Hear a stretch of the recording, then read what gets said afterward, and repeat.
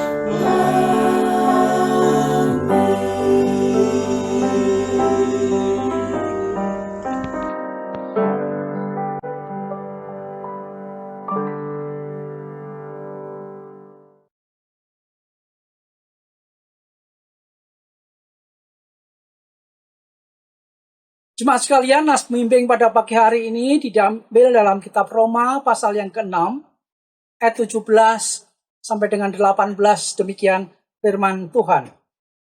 Tetapi syukurlah kepada Allah, dahulu memang kamu hamba dosa, tetapi sekarang kamu dengan segenap hati telah mentaati pengajaran yang telah diteruskan kepadamu. Kamu telah dimerdekakan dari dosa dan menjadi hamba kebenaran. Demikian jemaat sekalian, nas pembimbing kita pada pagi hari ini.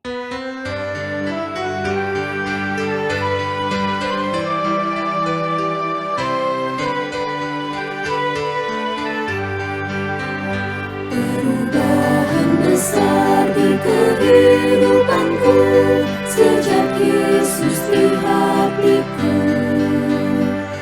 Jiwaku bersinar terang yang cemerlang sejak Yesus di hatiku.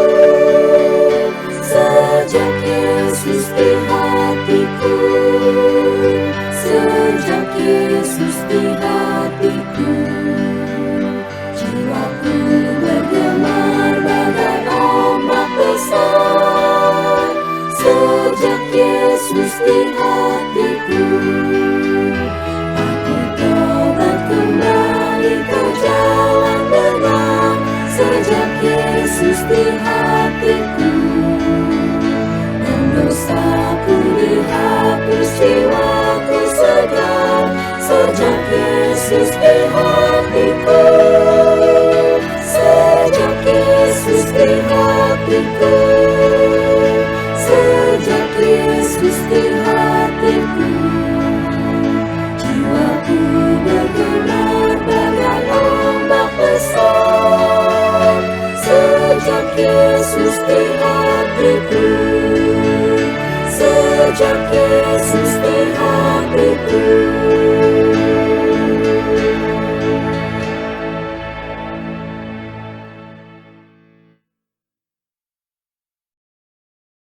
Bacaan Mazmur 112 ayat 1-7. Haleluya! Berbahagialah orang yang takut akan Tuhan, yang sangat suka kepada segala perintahnya.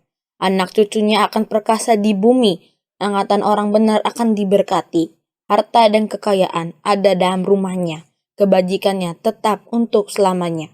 Di dalam gelap terbit terang bagi orang benar, pengasih dan penyayang orang yang adil, mujur orang yang menaruh belas kasihan, dan yang memberi pinjaman, yang melakukan urusannya dengan sewajarnya. Sebab ia takkan goyah untuk selama-lamanya, orang benar itu akan diingat selama-lamanya. Ia tidak takut pada kabar celaka, hatinya tetap penuh kepercayaan kepada Tuhan.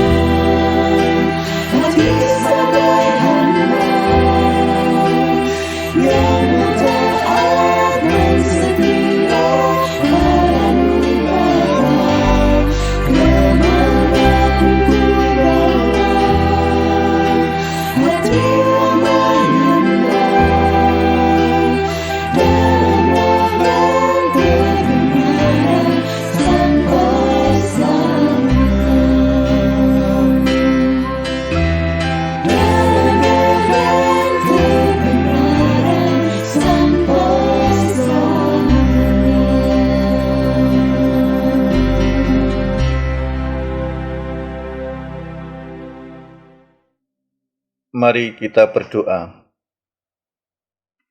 Allah Bapa di dalam tahta surga, yang kami kenal dalam nama Tuhan Yesus, dipermuliakanlah nama-Mu ya Tuhan. Engkau yang Maha Kuasa, Bapa yang Maha Baik, yang selalu mengerti dan paling mengenal kehidupan kami. Kami bersyukur untuk kesempatan menikmati hidup sampai hari ini. Bahkan di masa yang sulit dan berbahaya ini, Tuhan selalu hadir, menolong dan memberkati kami. Sehingga segala kebutuhan hidup kami Tuhan sediakan. Keselamatan jiwa kami Tuhan jaga. Tuhan, meskipun Engkau telah mengasihi kami dengan sepenuh hati, tetapi kami manusia lemah yang tidak luput dari perbuatan dosa, tidak mampu membalas kasih-Mu itu ya Tuhan. Untuk itu, dengan hati berserah, kami bersujud ke hadirat-Mu, mengakui segala dosa-dosa, dan memohon ampun daripada-Mu saja. Banyak dosa yang telah kami lakukan yang melawan kehendak-Mu ya Tuhan, baik itu kejahatan dalam pikiran, perkataan maupun perbuatan, yang kami sengaja maupun yang tidak kami sadari, yang dapat melukai hati orang yang berada di sekitar kami, di rumah kami, di gereja kami, di kantor kami, bahkan dimanapun kami berada dan beraktivitas. Seringkali kami berusaha untuk menutupi segala dosa dan pelanggaran yang telah kami perbuat dari hadapan sesama kami, bahkan dari hadapan Tuhan. Tetapi kami tahu ya Bapa, Engkau adalah Allah yang Maha Tahu. Bagaimanapun kami menutupi segala dosa dan pelanggaran, itu tidak akan ada yang tersembunyi bagi Tuhan. Bapa yang penuh pengampunan, kiranya Engkau sudi mengampuni segala dosa dan pelanggaran yang telah kami perbuat. Kami sadar jika kami telah berbuat dosa di hadapan-Mu. Kiranya Engkau mau mengasihi kami menurut kasih setia-Mu. Hapuskanlah segala dosa dari pelanggaran yang kami lakukan ya Allah. Ubahkanlah hidup kami menjadi baru seturut dengan kehendak-Mu. Ya Bapa, inilah doa yang kami panjatkan, yang kami alaskan dalam satu nama, Tuhan kami, Yesus Kristus, Sang Juru Penebus dosa. Amin.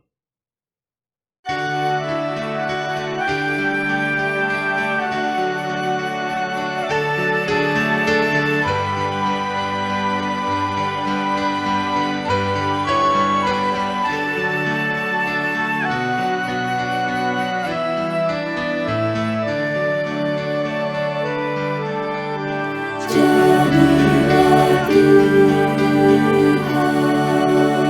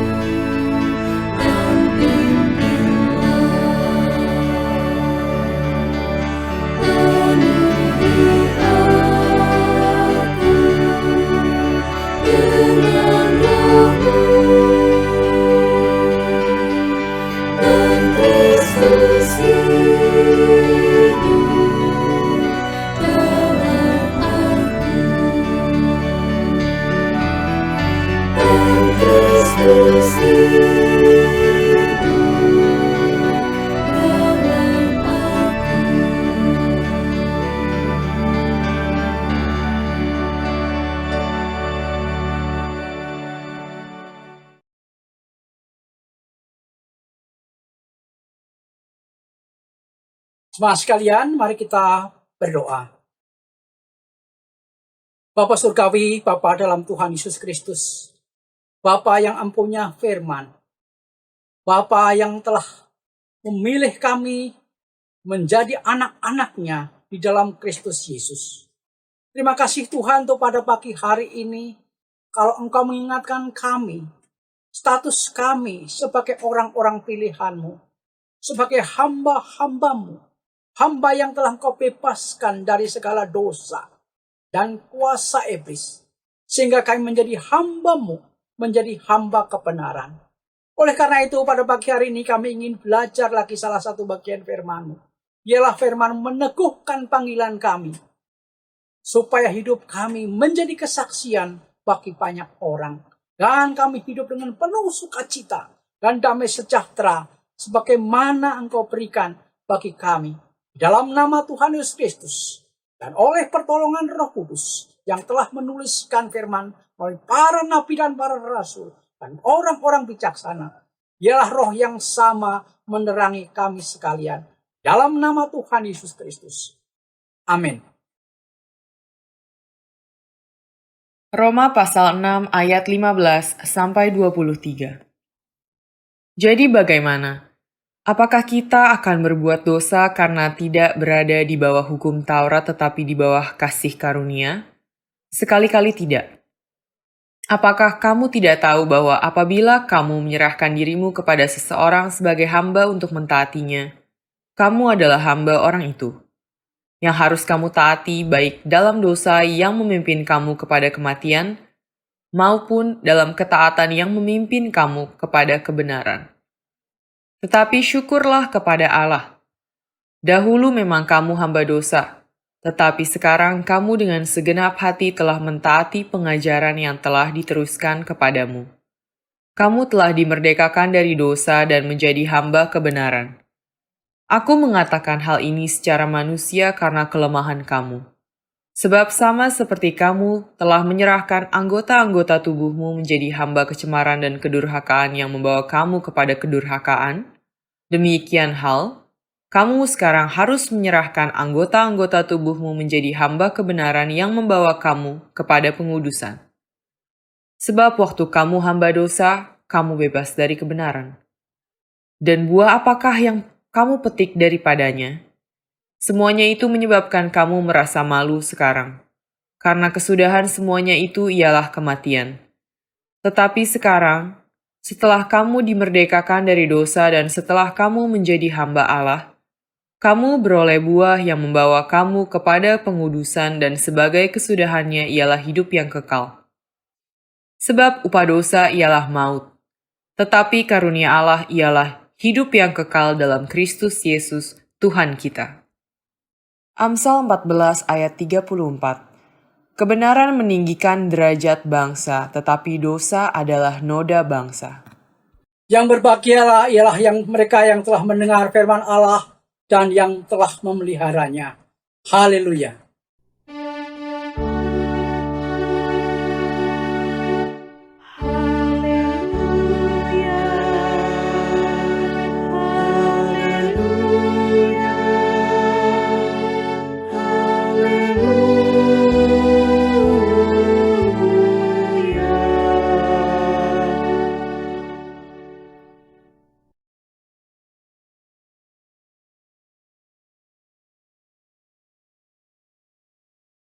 Shalom Bapak Ibu sekalian, selamat pagi.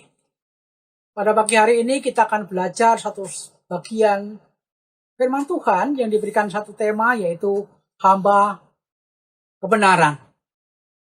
Bapak Ibu sekalian, kalau kita membaca Alkitab atau melihat dalam catatan Alkitab, ada beberapa sebetulnya gambaran-gambaran tentang kehidupan kita yang menunjukkan tentang status hidup kita. Bahkan itu juga menunjukkan supaya bagaimana status itu berfungsi sebagaimana mestinya. Namun sekarang misalnya kita digambarkan tuh hidup kita bagaikan pohon. Apa yang diharapkan pohon itu? Pohon itu dapat bertumbuh dengan baik, bertumbuh dengan segar. Dan pada akhirnya pohon itu menghasilkan buah. Itu menggambarkan satu gambar kehidupan kerohanian kita, digambarkan supaya hidup kita makin hari makin berkualitas dan hidupnya melahirkan buah. Gambaran yang lain misalnya digambarkan seperti bangunan. Bangunan yang mempunyai satu fondasi yang kuat, yang kokoh dalam satu kehidupan di tengah-tengah dunia ini.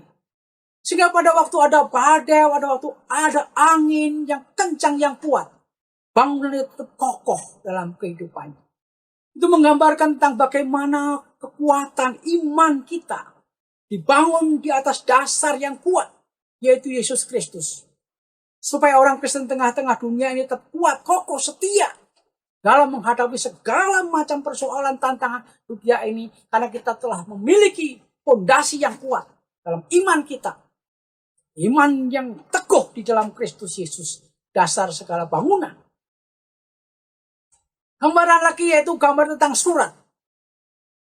Kita digambarkan tentang pribadi tengah-tengah dunia ini, digambarkan satu dengan surat yang terbuka, yang siap dibaca oleh dunia ini.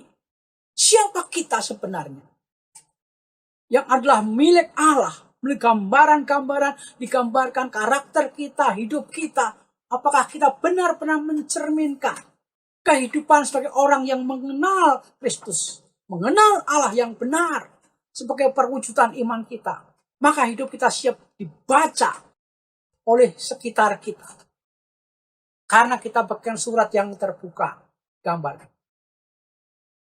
Gambaran yang lain yaitu digambarkan dengan satu sahabat, kawan sekerja Allah.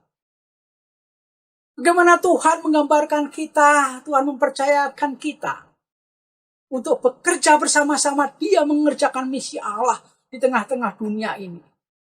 Supaya olehnya kita menjadi orang-orang yang dipercaya. Tuhan mengutus anak-anaknya, murid-muridnya, orang-orang pilihannya untuk menjadi kawan sekerjanya, untuk mengerjakan pekerjaan misi Allah tengah-tengah dunia ini. Maka kita digambarkan sebagai kawan sekerja Allah, supaya kita bekerja melayani di ladangnya. Itu Bapak sekalian gambaran-gambaran yang kita temukan, masih banyak lagi gambaran-gambaran yang kita dapati dalam Alkitab kita. Nah Bapak sekalian, dalam bagian kita, bacaan kita hari ini juga menggambarkan satu lagi. Satu gambaran yang Tuhan berikan kepada kita, kita digambarkan sebagai hamba kebenaran. Status kita sebagai hamba kebenaran. Bapak sekalian, ini sebetulnya mempunyai satu latar belakang yang kontekstual pada waktu itu sebagai orang-orang Kristen di Roma untuk melihat bagaimana status orang Kristen di tengah-tengah dunia ini. Orang Kristen berbeda dengan masyarakat lain di tengah-tengah dunia ini. Maka disebut gambaran, yaitu gambaran orang-orang yang dibenarkan oleh Allah, yaitu hamba kebenaran. Nah, Bapak sekalian, di dalam satu peradaban Romawi, itu ada yang namanya yaitu pasar budak.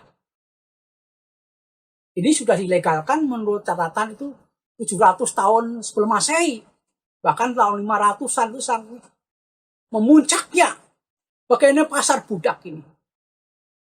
Pasar budak itu manusia yaitu dijadikan budak-budak.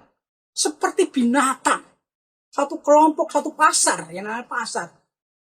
Di sana dirantai, diikat, dicap. Ada yang dikurung. Atau dimasukkan kandang. Bermacam-macam. Dan di situ digambarkan bahwa dia itu di bawah satu tuan. Ya. Tuan yang kejam, tuan yang bengis, Tuhan yang rakus, dan Tuhan yang tidak punya peri kemanusiaan. Manusia diperlakukan seperti binatang. Dijual belikan. Harganya telah dibanderol sesuai dengan kemauan budak itu sendiri. Tidak punya hak kehidupan para budak itu. Dibunuh pun tidak punya hukum untuk melindungi para budak ini. Inilah tuan-tuan di dalam pasar budak ini. Itu sudah biasa di dalam peradaban Romawi pada abad-abad sebelum Masehi.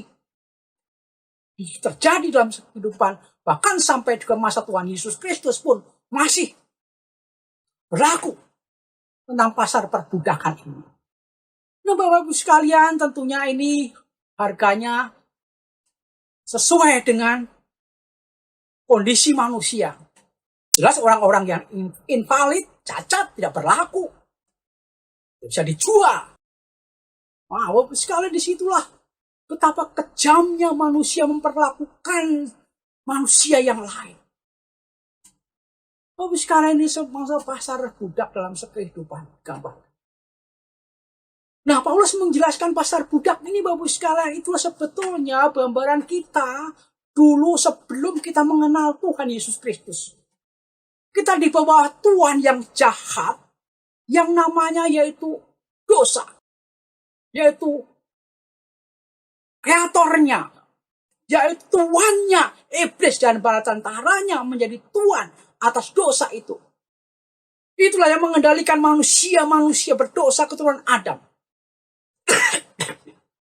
Maka kita tidak bisa melepaskan sebenarnya. Secara status kita sebagai harkat manusia tidak bisa melepaskan kita dari pasar perbudakan dosa ini. Karena Rasul Paulus menggambarkan bahwa kita tidak bisa memenuhi tuntutan Taurat. Apapun Taurat tidak bisa memberikan kelepasan karena memang kita tidak punya daya untuk melepaskan. Karena kita sudah di bawah kuasa dosa yang kejam. Yang dasar ini yang menuntun kita ke dalam satu kebinasaan. Nah, Bapak Ibu sekalian, itulah sebetulnya satu kondisi dalam pasar perbudakan. Di sini manusia perbudakan. Nah, Bapak Ibu sekalian, tetapi juga di samping itu ada satu kelompok lain. Kelompok lain itu dapat disebut satu kelompok kalau kita tahu lembaga, kalau zaman sekarang lembaga lain. Dimiliki oleh tuhan-tuhan yang baik. Tuhan yang baik biasanya menyebutnya kurios, waduh, Tuhan yang baik. Nah, disitulah Bapak Ibu sekalian, inilah biasanya datang ke pasar budak. Dia membeli para budak itu. Sesuai dengan harganya dia diambil, dilepaskan, dimerdekakan dari perbudakan. Supaya tuan-tuan ini yang jahat tidak punya hak lagi, maka diambil haknya. Maka orang-orang itu dipilih, dikumpulkan. Menjadi satu kelompok masyarakat yang baru. Yang disebut eklesia. Kita mengenal kata eklesia di sini. Eks, keluar, kaleo, dipanggil. Dipanggil keluar. Artinya dilepaskan daripada budak, dimasukkan dalam satu kelompok yang baru. Di bawah kuasa kurios Tuhan yang baik ini. Nah, tentunya Bapak-Ibu sekalian, Tuhan yang baik ini tidak seperti Tuhan-Tuhan yang kejam seperti dosa tadi. Tapi kurios ini membangun, memulihkan harkat manusia. Dia mendandani, memberikan satu pemulihan harkat sebagai hak-hak manusia dipulihkan. Maka para budak ini didandani kehidupannya, bukan hanya secara pakaiannya, tetapi jika moralnya dipulihkan, hak-haknya dipulihkan, bahkan dilatih. Supaya mempunyai potensi-potensi mereka, kemampuan-kemampuan mereka. Ada yang dijadikan tabib, ada yang dijadikan pekerja kebun anggur, ada yang dijadikan pekerja-pekerja kapal pada waktu zamannya, ada dipekerjakan dalam perdagangan-perdagangan pada waktu itu. Nah, itu pemulihan manusia. Tapi pada saatnya dia diberikan hak kebebasan. Di bawah kuasa Tuhan yang baik itu. Maka statusnya disebut orang merdeka. Tetapi dia di bawah satu kuasa Tuhan yang baik. Nah, Bapak-Ibu sekalian. Nah, maka Rasul Paulus menggambarkan Tuhan yang baik itu siapa? Tuhan yang baik kurios itu yaitu Yesus Kristus.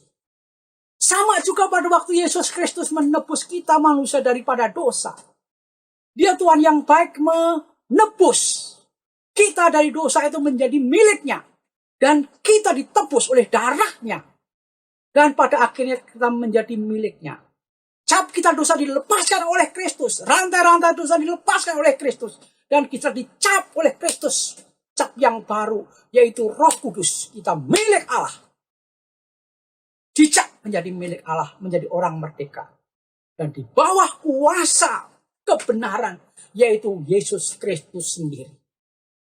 Maka orang Kristen yang percaya kepada Kristus, yaitu disebut hamba kebenaran. Nah Bapak Ibu sekalian, itulah Bapak Ibu sekalian status orang Kristen, status yang baru, yang dikenakan kepada Bapak Ibu dan saya. Yang percaya kepada Kristus, kita sekarang menjadi hamba kebenaran. Nah ilustrasi itulah Bapak Ibu sekalian ingin menunjukkan bagaimana status orang Kristen di tengah-tengah dunia ini. Kita bukan lagi di bawah kuasa dosa. Bukan lagi di bawah kuasa iblis dan para tentaranya. Tetapi kita sebetulnya di bawah kuasa pemilik surga. Yaitu kebenaran. Dalam Alkitab Perjanjian disebut Aletheia. Kebenaran Allah. Yaitu Yesus Kristus. Menjadi Tuhan atas kita. Maka kita diberikan satu kuasa ilahi menjadi miliknya. Hati kita dicap oleh Roh Kudus. Maka kita bisa memanggil Allah sebagai Bapa. Karena kita ada Roh Kudus. Kita memiliki Tuhan. Maka kita disebut hamba kebenaran. Nah Bapak Ibu sekalian, dalam konsep inilah Rasul Paulus ingin menjelaskan pada orang-orang Kristen di Roma dan pembaca-pembaca Perjanjian Baru dan tentunya pada gereja. Dan kepada Bapak Ibu dan saya pada waktu kita membaca siapa hamba kebenaran. Yaitu orang yang percaya dan menerima Yesus Kristus sebagai Tuhan dan Juru Selamatnya. Dengan imannya, maka kita adalah orang-orang yang benar. Karena dibenarkan oleh Tuhan Yesus Kristus sendiri. Dan kita menjadi milik kepunyaannya. Kita bersyukur Bapak Ibu sekalian. Sebagai orang-orang yang dulu di bawah kuasa dosa. Sekarang telah dibebaskan. Maka kalau kita berbicara tema kebenaran, inilah sebagai bicara kepada kita. Siapa orang Kristen zaman ini? Siapa saudara? Siapa saya di tengah-tengah dunia? Bagaimana status kita sebagai orang-orang yang telah dibenarkan oleh Allah, yaitu menjadi hamba-hambanya yang setia. Puji Tuhan Bapak Ibu sekalian, kita memuji Tuhan. Kita menjadi orang-orang yang bebas. Minggu ini memang kita merayakan tentang kemerdekaan. Tapi kemerdekaan itu bersifat itu politis karena kita bebas dari kemerdekaan sebagai bangsa yang merdeka dari penjajahan dunia ini. Tetapi kalau orang Kristen, bukan saja kita mengalami satu bebas secara politis.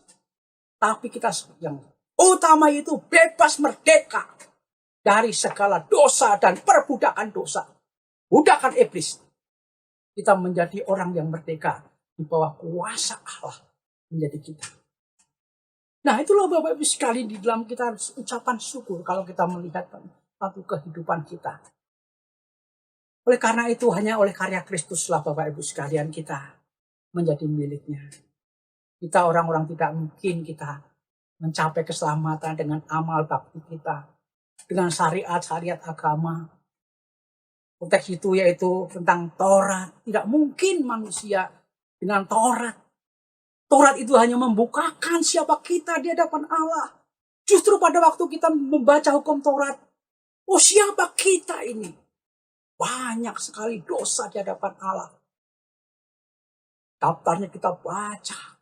Ratusan bahkan ribuan kali. Banyak dosa-dosa yang terjadi dalam satu kehidupan kita. Bapak sekali itulah yang menggambarkan tentang kehidupan kita. Di tengah-tengah dunia ini. Nah jemaat sekalian yang kekasih dalam Tuhan Yesus Kristus. Mari kita mengingat kembali dalam status kita ini. Namun yang paling penting Bapak sekalian. Sebetulnya apa implikasi dari status kita yang baru. Nah inilah yang menjadi satu bagian, menjadi keyakinan yang harus tumbuh dalam kehidupan kita. Saya menggambarkan ada dua saja dari pihak dua Bapak sekalian. Yaitu secara objektif.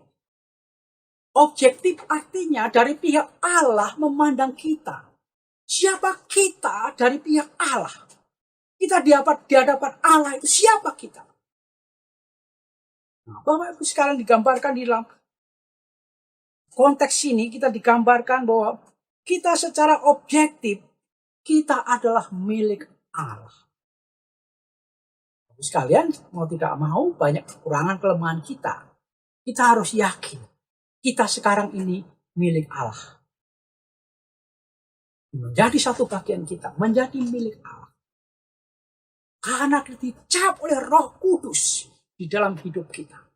Roh Kuduslah yang memeteraikan hidup kita menjadi miliknya. Maka dalam hati kita, Bapak sekalian, walaupun kita tidak bisa melihat, tapi merasakan bahwa hati kita dicap oleh Allah, kita menjadi miliknya. Maka Bapak sekalian, kelak kita, tiba waktunya di tengah-tengah dunia ini selesai, kita akan dibawa pulang ke rumah Bapa. Bapa yang bawa pulang. Kita nggak bisa pulang sendiri. Bapa yang bawa pulang kita. Karena surga itu pada dasarnya, Bapak Ibu sekalian, itu bukan rumah kita. Nah, kalau kita seringkali kita mengucapkan, kalau kita mendengar belasungkawa, berduka, kadang-kadang kita pulang. Ya. Kita akan pulang. Tapi sebetulnya kita harus pulang ke rumah Bapa.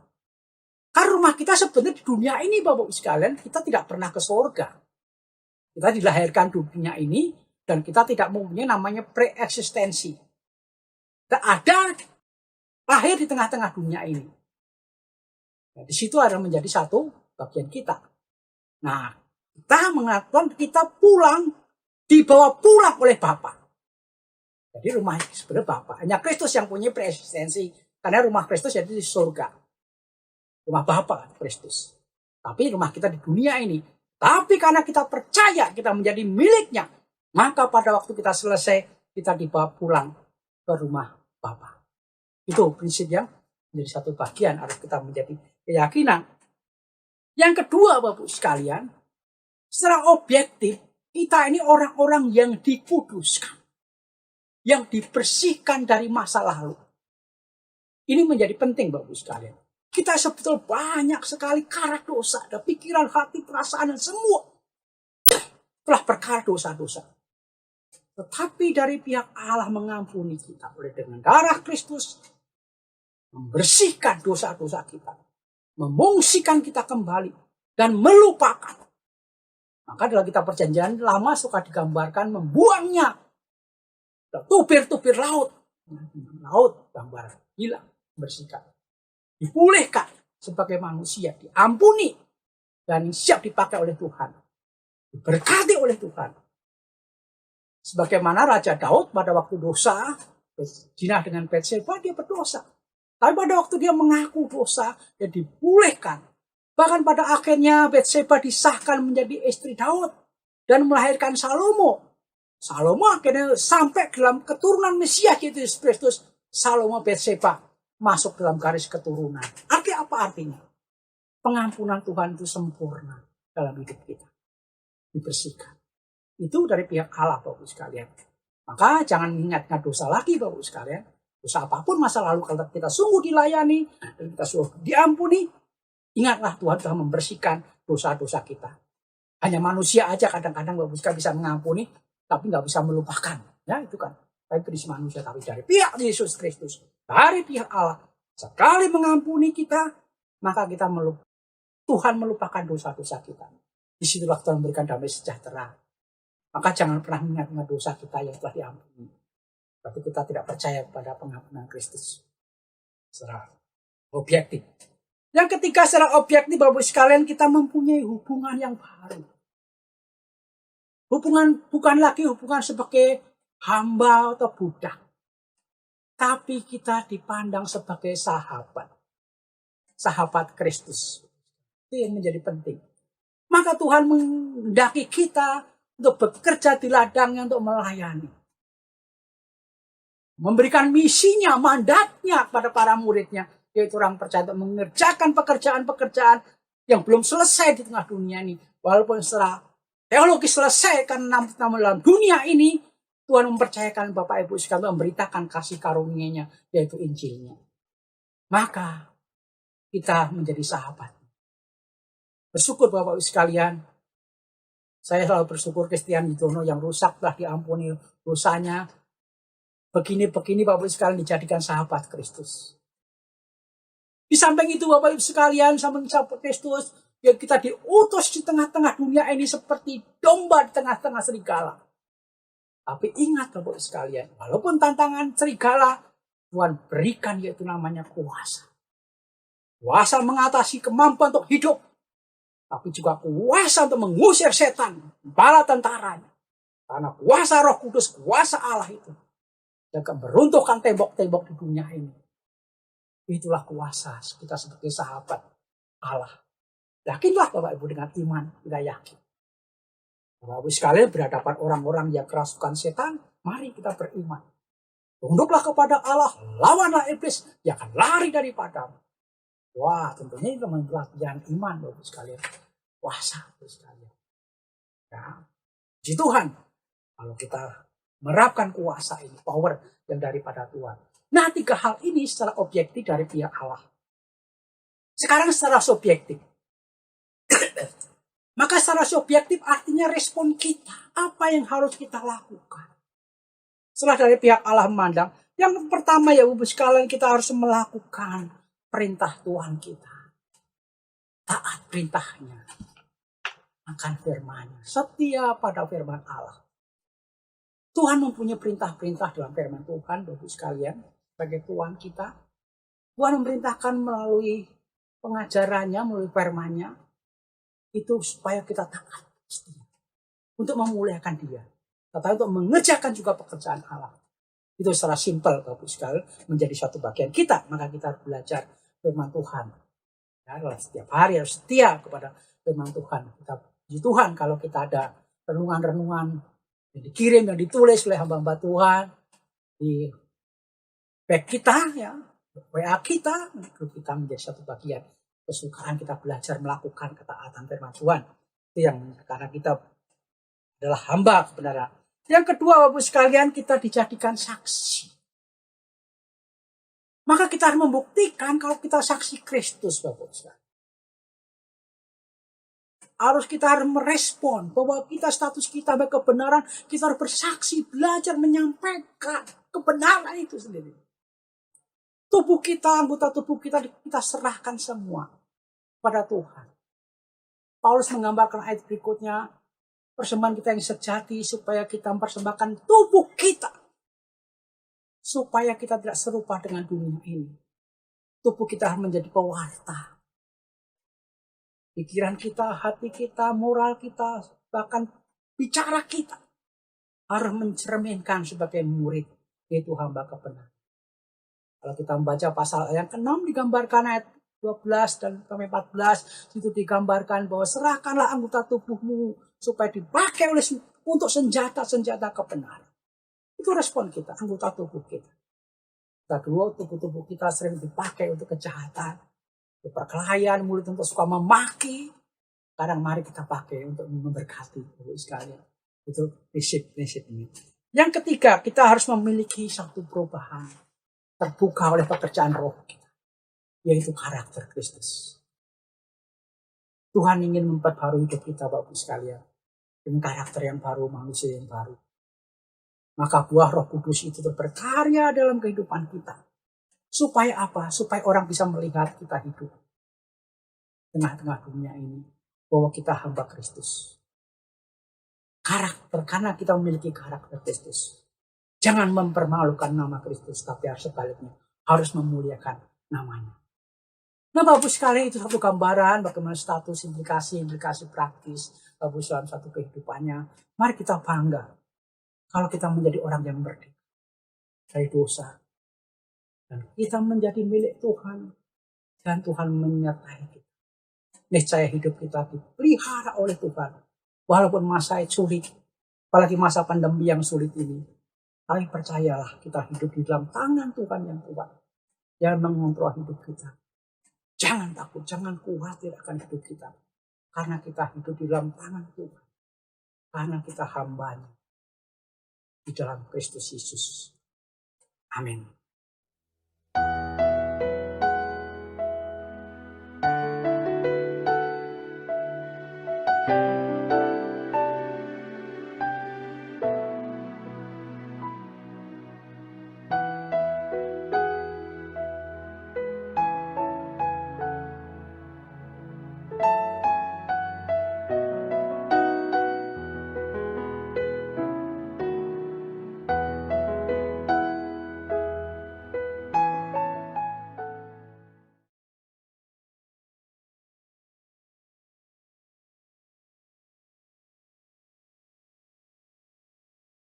Jemaat yang terkasih dalam Yesus Kristus, mari kita berdiri.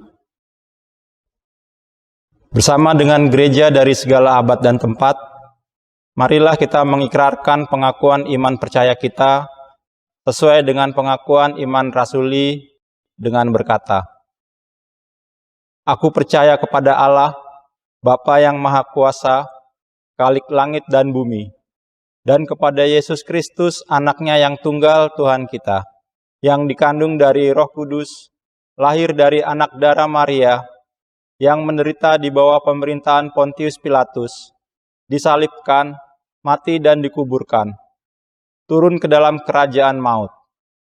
Pada hari yang ketiga, bangkit pula dari antara orang mati, naik ke surga, duduk di sebelah kanan Allah, Bapa yang Maha Kuasa, dan akan datang dari sana untuk menghakimi orang yang hidup dan yang mati. Aku percaya kepada Roh Kudus, gereja yang kudus dan am, persekutuan orang kudus, pengampunan dosa, kebangkitan orang mati, dan hidup yang kekal. Amin.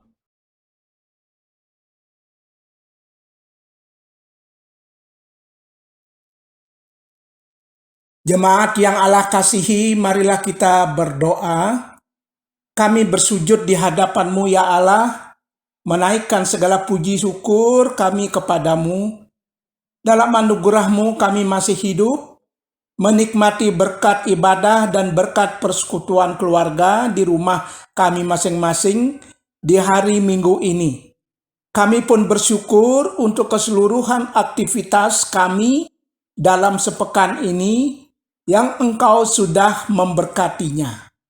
Terima kasih Tuhan untuk pemulihan kesehatan yang Engkau karuniakan kepada saudara-saudara kami yang sakit. Kiranya Engkau berkenan juga mengaruniakan berkat kesembuhan kepada saudara-saudara kami yang masih menderita berbagai penyakit, khususnya yang masih positif COVID-19, yang menjalani isoman di rumah masing-masing, bahkan yang dirawat di rumah sakit. Ya Allah Roh Kudus, berkati dan tumbuhkanlah setiap benih firman-Mu yang ditaburkan oleh hamba-hamba-Mu di hari Minggu ini, di berbagai kesempatan dan tempat. Allah kami yang Maha Pemurah dan Pengasih, di dalam nama Tuhan Yesus, kepadamu kami memohon berkenan kiranya Engkau melindungi dan memberkati umat-Mu, Jemaat Gereja Kristus Kebayoran Lama, dalam hidup keseharian kami. Engkaulah sumber berkat dalam memenuhi kebutuhan hidup kami sehari-hari. Ya Allah, kami mohon berkat-Mu bagi umat-Mu yang melakukan berbagai usaha produktif, juga yang bekerja di berbagai lapangan pekerjaan. Berkenan kiranya Engkau membukakan lapangan pekerjaan bagi umat-Mu yang membutuhkannya. Ya Allah, penularan COVID-19 masih merebak di negara kami. Berkenan kiranya Engkau mengaruniakan segala hikmat marifat-Mu kepada pemerintah kami, kepada TNI dan Polri, kepada masyarakat, dan kepada semua pihak yang terkait dalam upaya meredam penularan COVID-19. Mohon berkat-Mu ya Allah atas pemberian vaksin, penerapan PPKM yang sedang dilaksanakan di negeri kami ini. Berkatilah para hamba-hamba-Mu, para aktivis yang masih harus menyiapkan rancangan ibadah yang kami laksanakan secara online.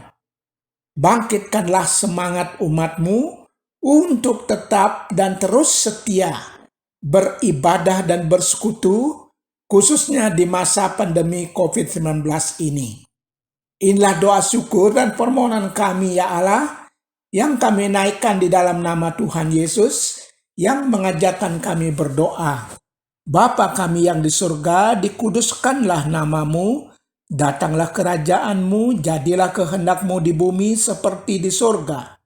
Berikanlah kami pada hari ini makanan kami yang secukupnya, dan ampunilah kami akan kesalahan kami, seperti kami juga mengampuni orang yang bersalah kepada kami, dan janganlah membawa kami ke dalam pencobaan, tetapi lepaskanlah kami daripada yang jahat, karena Engkaulah yang mempunyai kerajaan dan kuasa dan kemuliaan sampai selama-lamanya.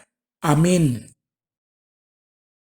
Jemaat yang dikasihi Kristus, tibalah saatnya kita memberikan persembahan kepada Tuhan dengan didasari firman Tuhan dari 2 Korintus 9 ayat 7. Demikian.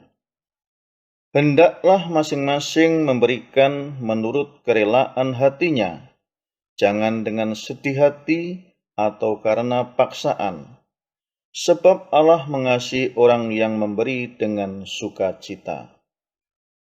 Bapak, Ibu, Saudara-saudari yang terkasih, persembahan perpuluhan atau PSB dan persembahan syukur dapat ditransfer ke rekening BCA nomor 5260844484 atas nama Gereja Kristus, atau ke rekening BNI nomor 28050528881.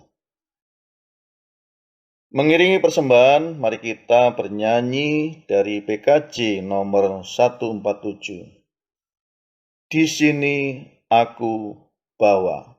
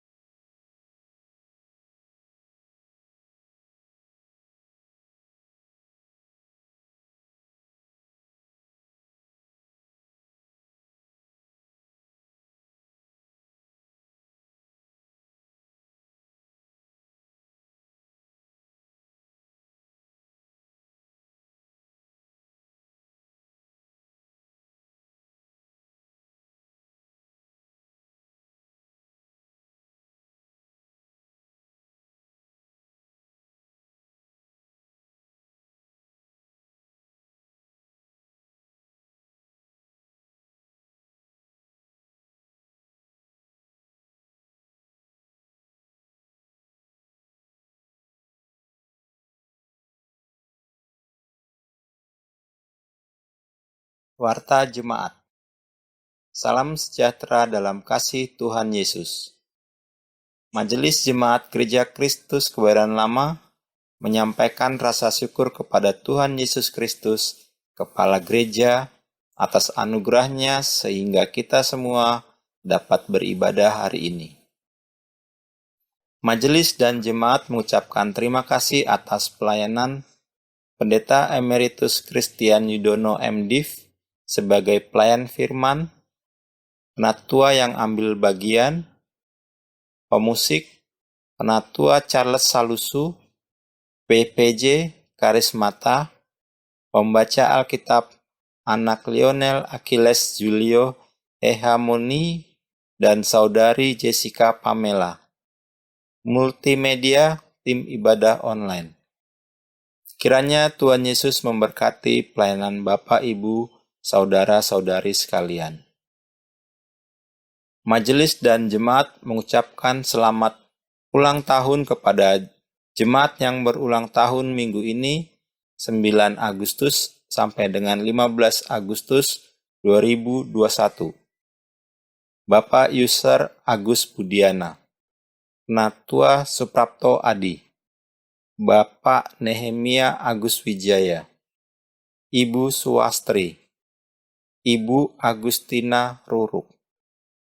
Pesan ulang tahun. Percayalah kepada Tuhan dan lakukanlah yang baik. Diamlah di negeri dan berlakulah setia, dan bergembiralah karena Tuhan. Maka Ia akan memberikan kepadamu apa yang diinginkan hatimu. Mazmur 37 ayat 3 sampai dengan yang keempat. Doa bagi bangsa. Tim doa mengundang jemaat bergabung dalam malam doa bagi bangsa yang akan diadakan pada hari Selasa 17 Agustus 2021 pukul 19.00 via aplikasi Zoom. Dress code merah atau putih. Terima kasih atas perhatian dan kehadiran segenap jemaat.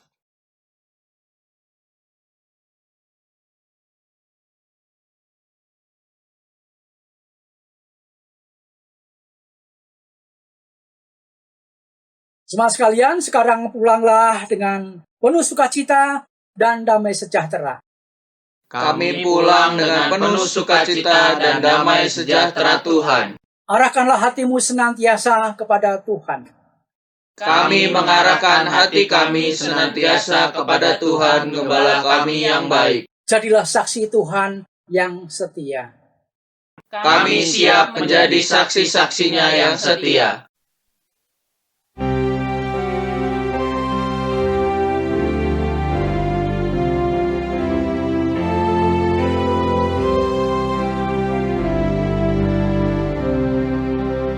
Gunakan waktu yang diberikan Tuhan, kehidupan dan waktumu singkat. Apa yang tersisa dalam hidupmu, karya kasihmu yang hingga kekal. Tiada yang kekal, tiada yang kekal, yang indah gunakan lenyap semua. Karyanya pandemi kasihkan Yesus, tunjukkan Yesus yang bisa kuasa.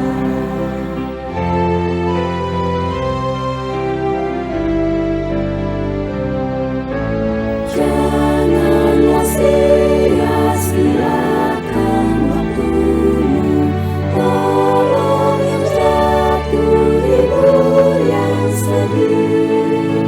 Berilah cahayamu bagai sinar pagi, tunjukkan Yesus yang bisa kuasa.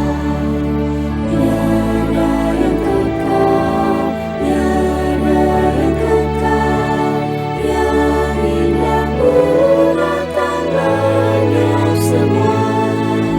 Karyanya pandemi kasihkan Yesus, tunjukkan Yesus yang bisa kuasa.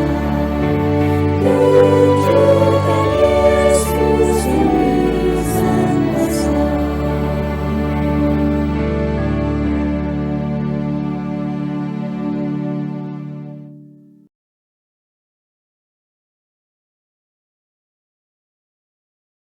Jemaat sekalian, sekarang arahkanlah hatimu kepada Tuhan dan terimalah berkat Tuhan menyertai langkah-langkah Bapak Ibu semua sekarang sampai selamanya. Tuhan memberkati engkau dan melindungi engkau. Tuhan menyinari engkau dengan wajah-Nya dan memberi engkau kasih karunia. Tuhan menghadapkan wajahnya kepadamu dan memberikan engkau damai sejahtera. Amin. Kepada Allah beri puji.